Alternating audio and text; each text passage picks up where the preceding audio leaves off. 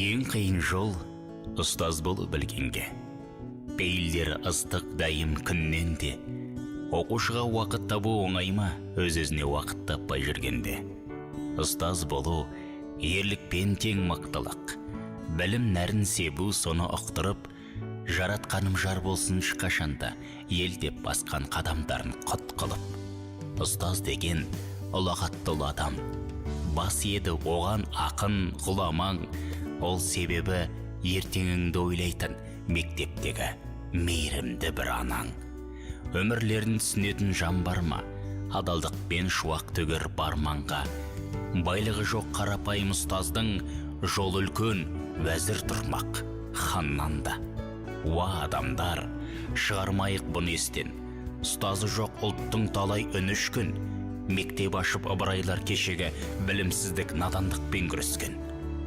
Сол бір үрдіс келе жатыр жалғасып, сақталса да тарих болып шаң басып, ұстаздарын ұлықтаған ұлттардың болашаққа барар жолы мәңгі ашық.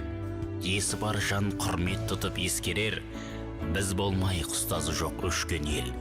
Уақыттарын құрбан етіп мектепке, үйлерінен ерте кетіп кеш келер.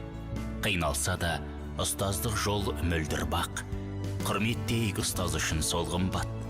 Біз кетеміз мектеппенен қоштасып, олар қалар жылап артта қол бұлғап.